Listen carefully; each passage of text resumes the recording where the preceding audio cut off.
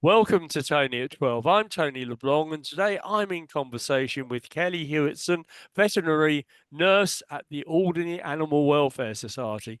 Kelly is going to give us some advice about the right way to look after cats, dogs, and other pets. Good to see you. Thank you very much, and thank you for having me, Tony. My pleasure. Well, first of all, let's talk about your career. How did you get into the profession in the first place? I went the roundabout route. So when I was younger, I went to university and I did a degree in animal behaviour and welfare. I knew I wanted to work with animals, but I didn't know what I wanted to do. Then we had the economy crash when I was at uni, so I worked in retail for 7 or 8 years, Yeah. just to pay the bills. And then one of the staff that worked for me actually was doing the degree route, veterinary nursing, and she let me know about the apprenticeship route, which is what I eventually did, and that's how I ended up eventually becoming a veterinary nurse. How long did it take then in terms of years to get? Because I mean, it's a pretty difficult qualification. It's complicated.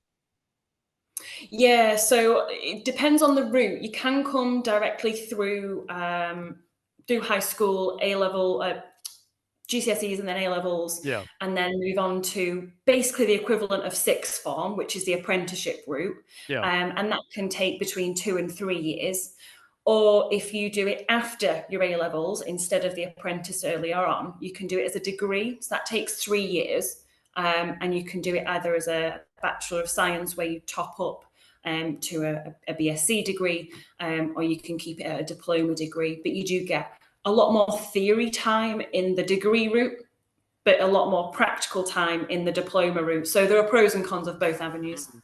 Yeah, yeah. But nevertheless, it's at least 3 years to get the qualification, and I mean, obviously, it's very Realistically, yeah, realistically, most clinics won't take you on, or most colleges won't take you on unless you've done some amount of voluntary work yeah. or as a assistant, a kennel maid, a receptionist, something in the industry, because it's something that can look really cute and getting to play with puppies and kittens, and if you've never actually done any of the work in the industry, that can be a bit of a culture shock. So most places will encourage quite a lot of either voluntary or prior experience before you start on either qualification anyway. So yeah, a minimum of 3 years, but sometimes a little bit more. Yeah, yeah.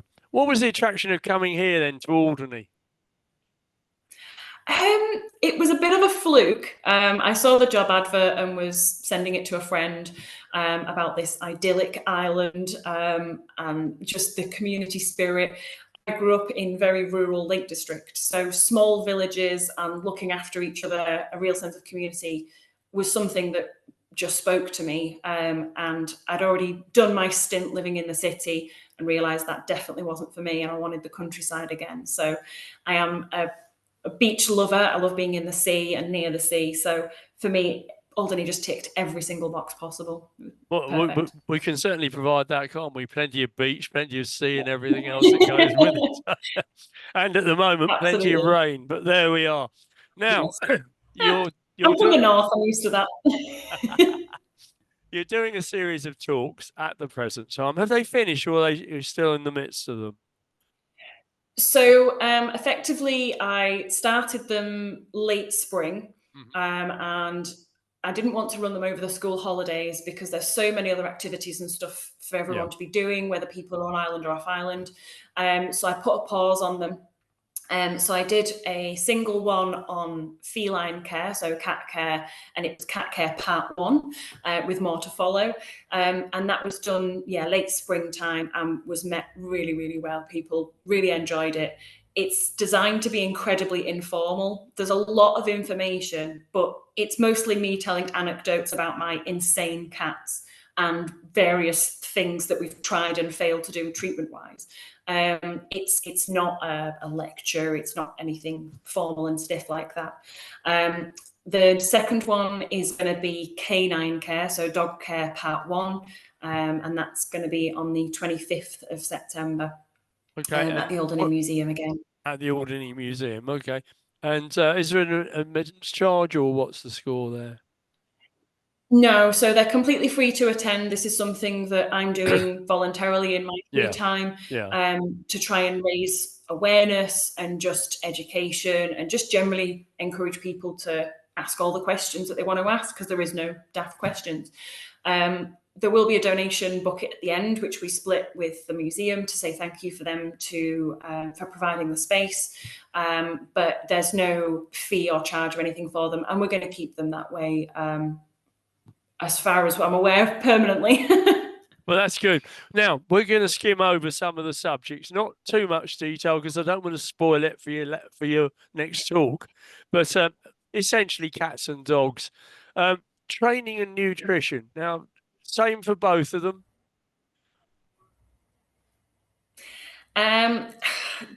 Training is something that I got really, really into when I did my degree, because my degree was in behaviour. So I do have a degree in behaviour, but that degree is a decade old, which means it's completely out of date.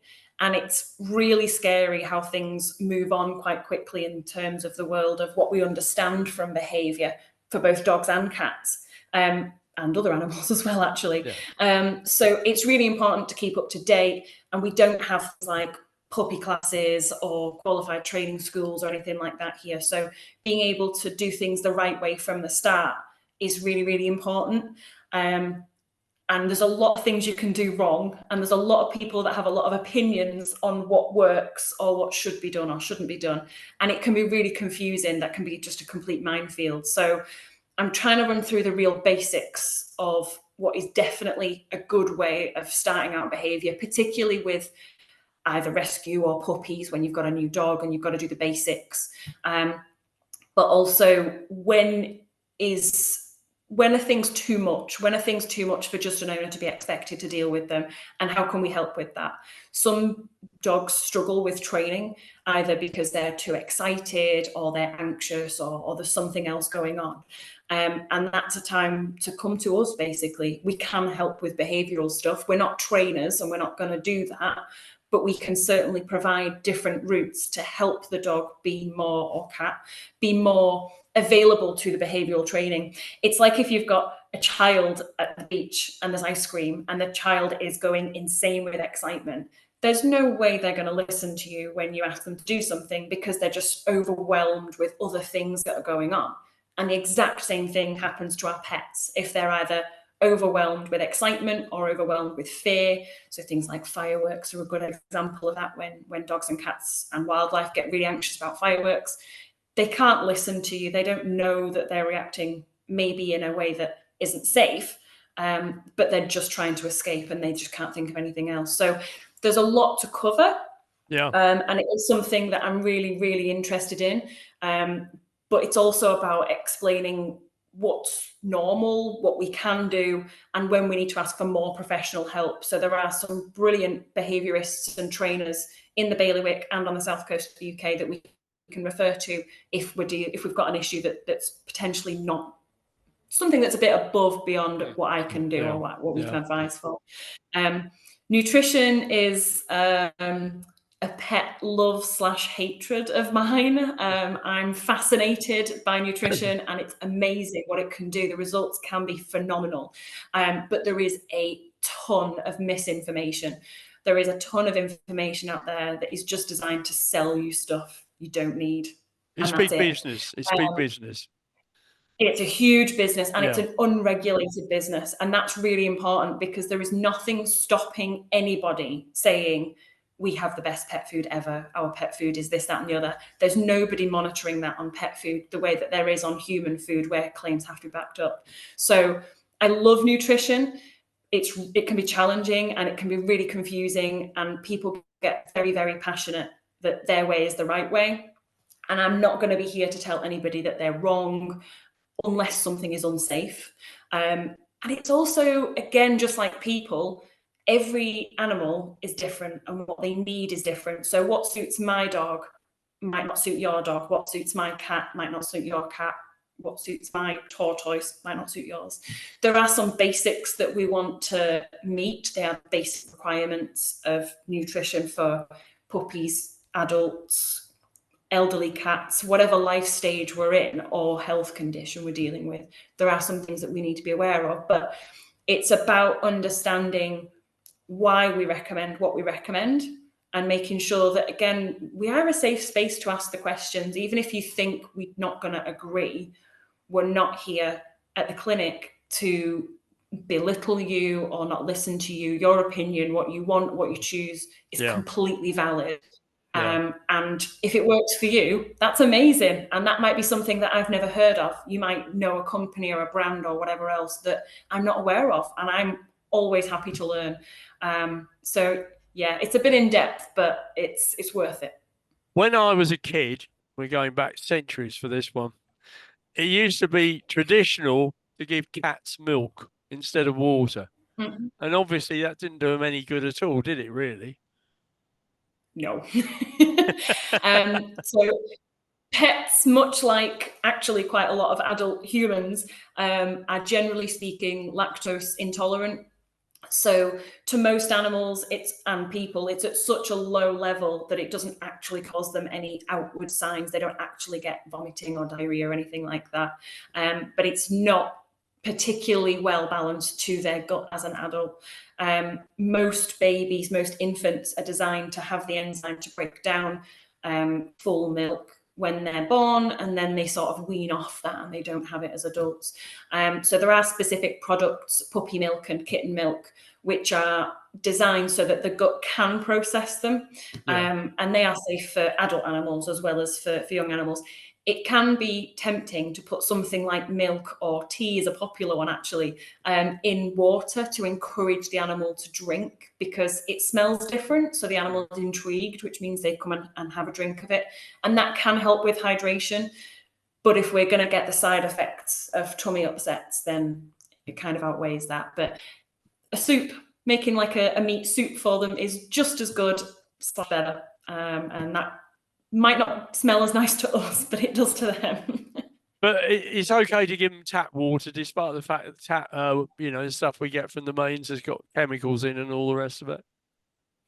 Yeah, tap water is perfectly safe if it's deemed safe by whoever checks it for human consumption. Then it's definitely safe for pets.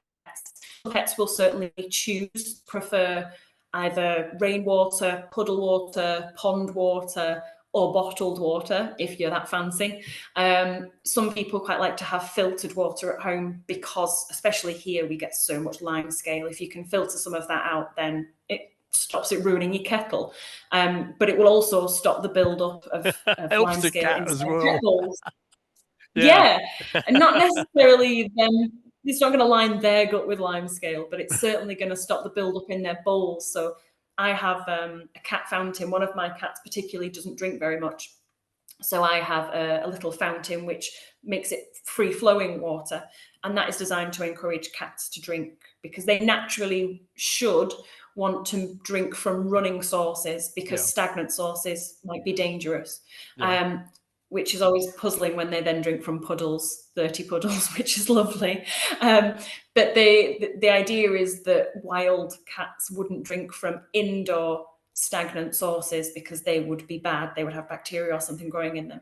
Whereas running water, like a trickle or a stream or a puddle that's fresh because it's only just rained, they know instinctively that that's safe. So I have a cat fountain for mine, but it takes a lot of cleaning because of the lime scale. So it's not dangerous for them, but you might find that they have a better encouragement to drink if they can smell so much better than we can. So they can probably, if I can taste that there's chemicals in our tap water, then our pets definitely can. Yeah, sure. Yeah. Now, coming on to dental care, I mean, that's obviously pretty important. Are dogs more susceptible than cats, or are they about the same? And the other thing I wanted to ask you, Kelly, was you can buy proprietary products, but to say that they shift, plaque and everything else. Does that work? So it depends on both questions, actually. So generally speaking, the more natural sized a mouth is, the better its health. So if you think of your classic dog shape, most people think of something like a Labrador or a Lurcher. They've got a nice nose and they've got normal wolf-looking teeth. And the same with cats. A normal domestic short hair or a big cat, like a Maine Coon or something, they have normal cat faces and they have their jagged teeth nicely spread out. So those mouths are not particularly prone to dental disease, depending on what they're eating. When you start to cram too many teeth in a small space, so a pug, for example, has the same number of teeth as a German Shepherd, but their mouths are incredibly different in size. So when those teeth get jammed up in a small space, they end up crooked, they end up at odd angles, and there's not enough room for the saliva and the tongue and the action of eating to clean those teeth naturally or to chew on something like a German Shepherd or a big dog would. And the same with cats. If you've got cats that have got slightly squished up faces, so like Persians, for example, there's not enough room in there for the teeth. So the teeth either become unstable because their skull is too small, they're weakly held, or there's no gaps in between the teeth properly, which means without physically brushing the teeth, there's no way that any of that debris can get back out again. The highest standard of way of cleaning teeth for both dogs and cats is toothbrushing. Human toothpaste is toxic, so we don't advise that. But there are a billion different pet toothpastes. We get samples in the clinic that we can give out and see if they like it. And it's usually flavored like chicken or fish or something, and actually brushing the teeth. And a lot of dogs and cats take really well to it. Not all, in which case the sort of second best answer to dental disease is dental food. So both dogs and cats will benefit from dry food because the dry food helps them to crunch the biscuits, which helps to remove any of the tartar on the outside of the teeth. And there are specific dental diets which have more of that action than usual.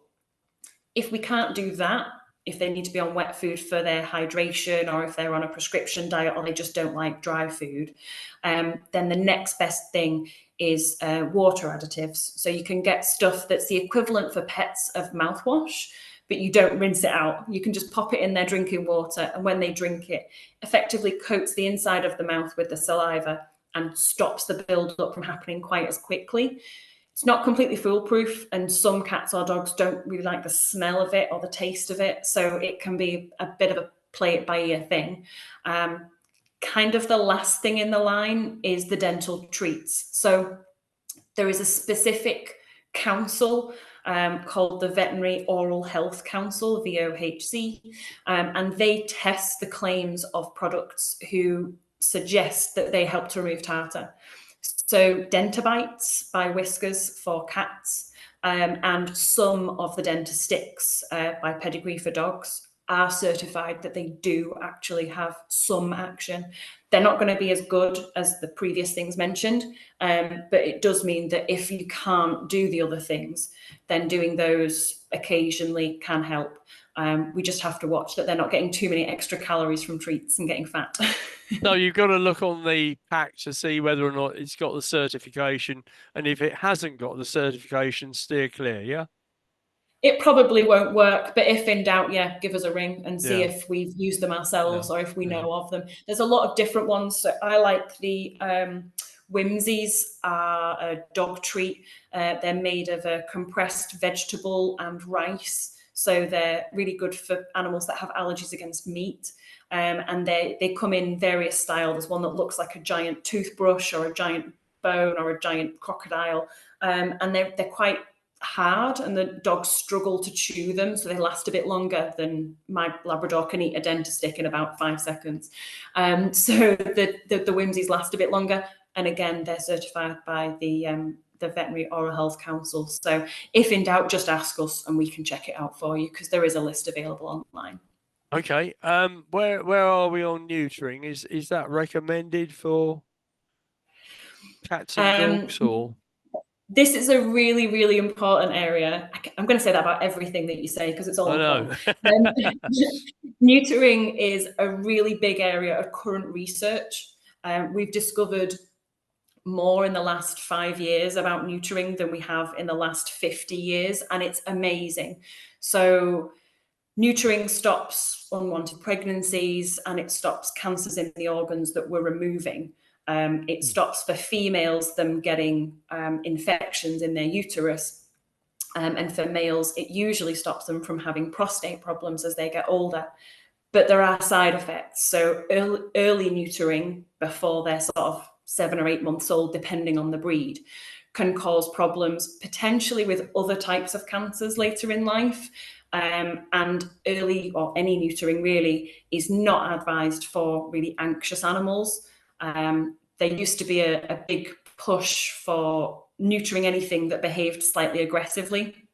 We now understand that a lot of aggression is actually nervousness, that animals think, oh, I'm really scared, I best make myself sound angry and look scary, and then they'll leave me alone.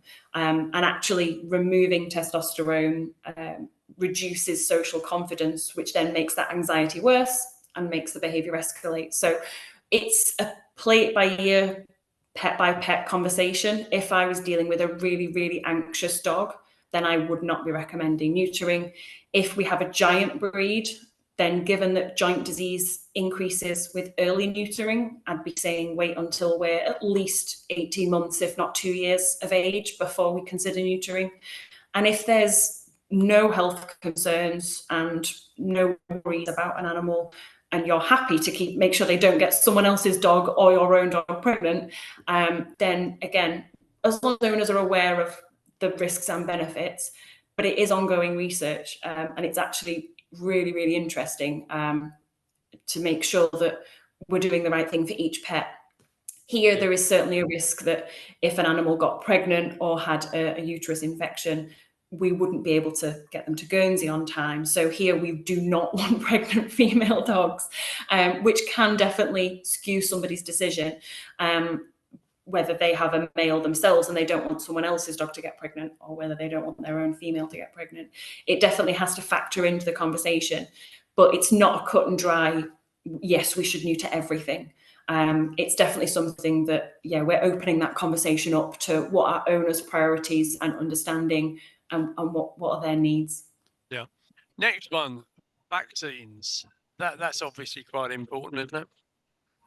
Yeah, so there's a little bit, because we're in isolation here, it's really easy to think that we don't really need to worry about it because we don't have any of the diseases that we vaccinate against.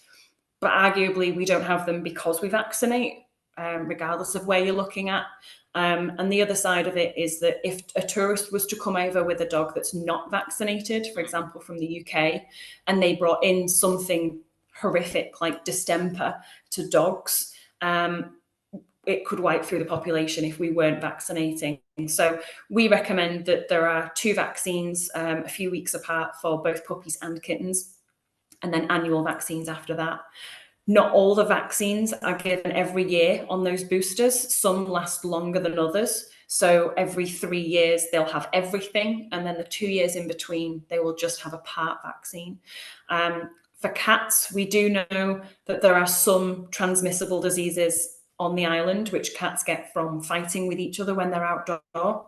So we do recommend that if cats go outside, that they are fully vaccinated. These diseases are things that can lie dormant, and that can be quite devastating to their immune system if they do flare up and have them. So things like feline leukemia, for example, it can just be devastating. So we do recommend keeping up to date with vaccines and then with boosters later on in life.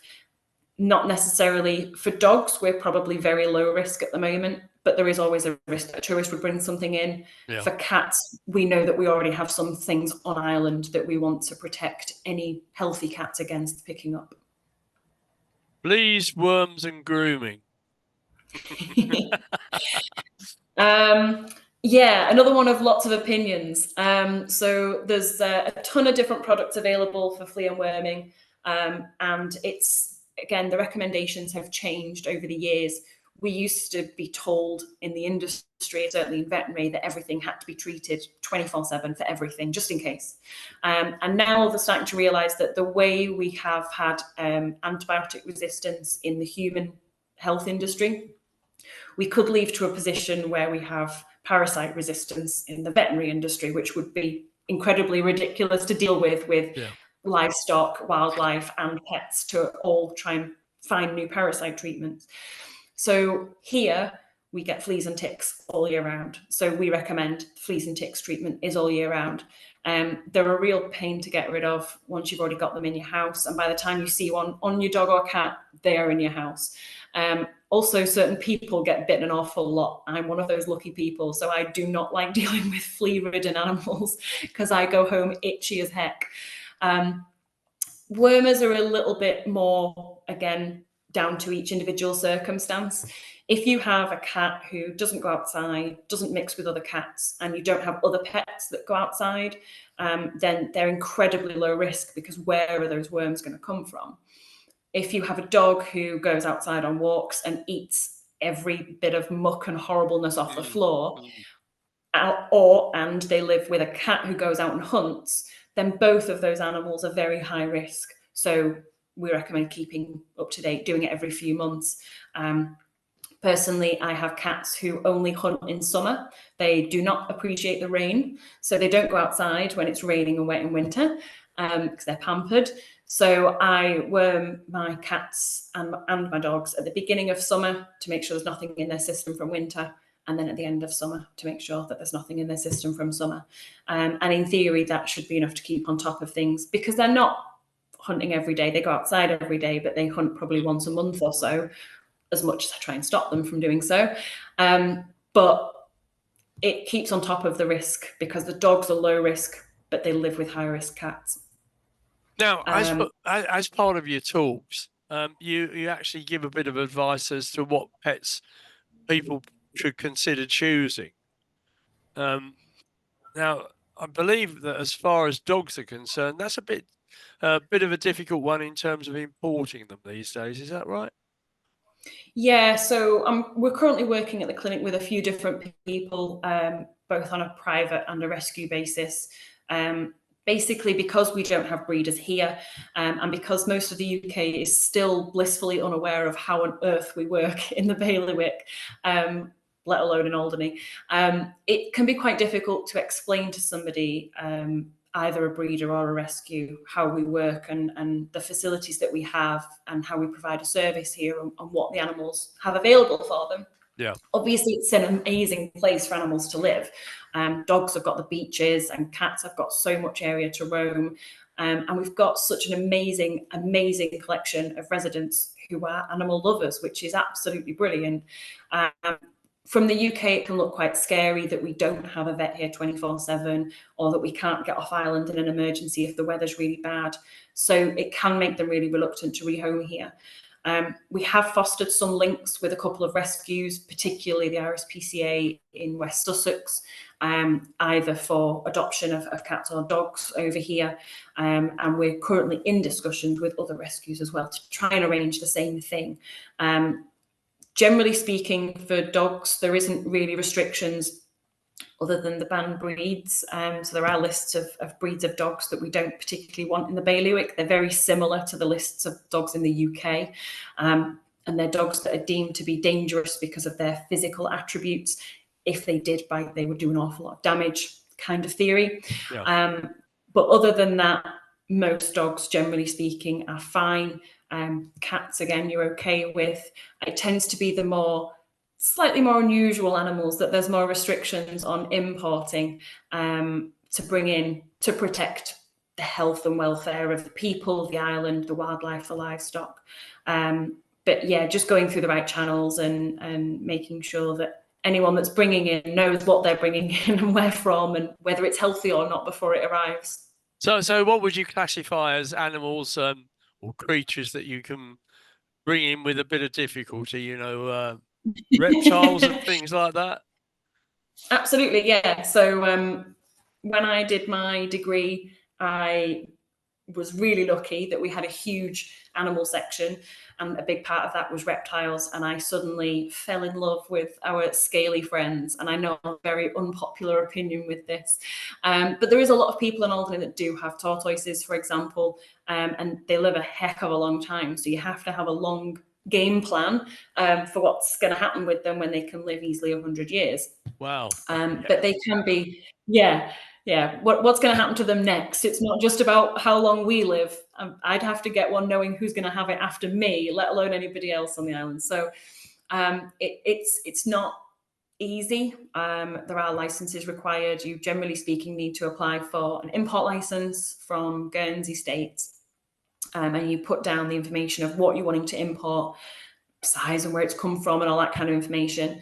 And then they say yes or no. So in terms of things like certain birds, certain mammals, so things like ferrets as pets, if they were to get out and breed on the island, they could potentially live wild. Yeah. And they could decimate our wildlife populations. So when you're applying for an import license for something like that, ferrets are a great example for mammals, but terrapins are actually a really good example for reptiles. In the UK, in the 80s, 90s, Teenage Mutant Ninja Turtles was everywhere, and everybody and their sister got a terrapin, got older, got bored, and they were told it was fine to just release them. And I don't know who came up with this, but I know a lot of people who did it.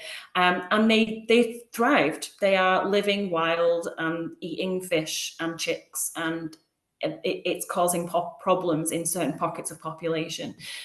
So import licenses are designed so that the states of Guernsey is happy that you have an appropriate enclosure, that you're treating the animal well, you understand how to care for it, but also that it's not going to escape, or that you have a game plan for what you're going to do if something were to escape, so that they don't have that knock-on effect either on human, livestock, or wildlife health if they were to break free. I think I'll put the acquisition of the monitor lizard on hold. I'll support it. I love them. They're gorgeous. I don't think it'll get accepted though. We're unfortunately sort of, I'm looking at the clock and it is ticking down a little bit here. But wildlife education, what do you have to say about that? Again, something else I'm really passionate about. We work really closely with the Wildlife Trust and with the Bird Observatory whenever we get the chance, because we just love collaboration. So there is going to be a specific one of the talks will be on wildlife, and that's a really big part of when to intervene yourself, when you can do things to help. So a lot of people have food out for hedgehogs and birds, and that's absolutely brilliant. When to keep a bit of an eye on something, when you need more professional help, like calling us or the Wildlife Trust, and when you need to just leave well alone, and steer well clear of something. So it's kind of a vague outline of those kinds of things. Occasionally we'll get things like somebody will bring in, we do have feral cats on the island, and there will be feral kittens occasionally, and someone will find them in the wild and think that they need rescuing and bring them in, whereas actually a dog walker might have just disturbed mum moving them. Yeah. And if that person was to leave and come back in an hour, they'd be gone, which means they're healthy if they're a good weight and they don't look unwell. So things like intervening with that. Fledglings are a really difficult one because they are going to fall out of the nest. That's how they learn to fly. And you don't want them to get hurt. You don't want them to be in your garden if you've got outdoor cats. But on the other hand, if you move them, parents will abandon that chick and they will stop receiving help. So it's balancing that act, and it's just about trying to share as much awareness as possible, just so that everybody else knows what to do as well, so that we can all help each other, basically. Yeah, so that's interesting. Now, can we just talk very briefly about the Animal Welfare Society and euthanasia? Because, as you know, we had to experience it last week with our cat Honey. I'm right in thinking that the actual there's no charge for the actual admission of the drugs, and this goes right back to the very beginnings of the Alderney animal welfare, doesn't it? The founder. That's right, yeah. So one of the big things, when Mrs. Crosby came back and founded Alderney Animal Welfare, was there was no provision on Ireland at the time for some very, very unwell pets to be put to sleep in a humane way. And her first sort of edict was that euthanasia should be free and it should be humane. So we do not charge for euthanasia, whether that's in the clinic or at home. If you choose to bury a pet at home, then obviously there is just no charge. If we arrange private cremation, the only charge is the shipping fee to Guernsey, and then the GSPCA fee for the cremation. So it's really important to us, because any animal that reaches the end of their life, or that is in pain, or that is suffering, should be made comfortable, and it should be as peaceful and with as much dignity as possible, because these animals have lived amazing, beautiful, wholesome lives, and they've given us so much. The least that we can do for them is to make sure that they reach their end with dignity, and there's no reason for us why that should cost owners at all. You couldn't have done it better, as far as we were It's a concerned. sad thing. Yeah. It's a sad thing to have to do, but we're very, very lucky here that we do have so many amazing pet owners and animal carers, that do just want what is right for the animal, and it's never for the wrong reason. And like I say, being able to give that peacefulness is a little bit of an honor. No, it meant a lot. It meant a lot. You got 2 minutes to tell us about the perks of membership. I won't be long. Discounts, freebies, stuff. So the membership is £50 this year. It has gone up from previous years, but that's because we've included a lot more discount. So you get 10% off everything, basically: veterinary treatment, food, preventative care like vaccines, boarding in the pet hotel. It's all included. You get a discount on it all. And you also get 1 free consult per year per pet, for either checking of nails, checking of teeth, checking of weight, or if they're an old pet that you need checking over, so that you can have that assurance that if you have the silly questions to ask, they're not silly, and we are here for them. But yeah, freebies and support.